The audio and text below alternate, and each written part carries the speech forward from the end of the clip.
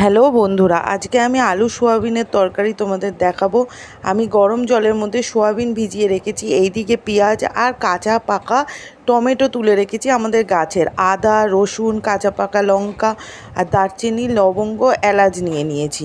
এরপর দেখো কড়াইয়ে আমি পাঁচফোড়ন তেজপাতা দিয়ে আমি পেঁয়াজগুলো ভালো করে ভেজে নেওয়ার জন্য দিয়ে দিলাম।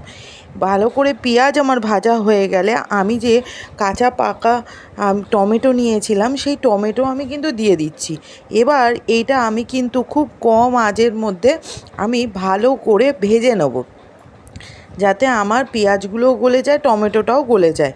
এরপরে আমি যেটা করব, সেখানে আমি ওই গ্রেভি যেটা আদা কাঁচা লঙ্কা রসুন করে পেস্ট করেছিলাম ওটা দিয়ে ভালো করে কষিয়ে আমি এই সোয়াবিনগুলো দিয়ে দিলাম। এখানে দেখো আমি আলু ডুমো ডুমো করে না দিয়ে আলু সেদ্ধ করে এভাবে ভেঙে নিয়ে আমি দিয়ে দিয়েছি, এর টেস্টটাই কিন্তু আলাদা।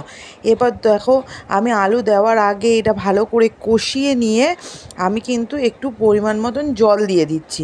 এরপর আলুগুলো দিয়ে আমি যতটুকু গ্রেভি রাখার দরকার আমি গ্রেভি রাখলাম। দেখো দোকানের স্টাইলের আলু সোয়াবিনের তরকারি রেডি। তোমরা কিন্তু এইভাবে করে একবার খেয়ে দেখো, খুবই ভালো লাগবে। আর অবশ্যই আমার পাশে থেকো, আমার চ্যানেলটাকে লাইক অ্যান্ড সাবস্ক্রাইব করো, তোমরা অবশ্যই পাশে থেকো।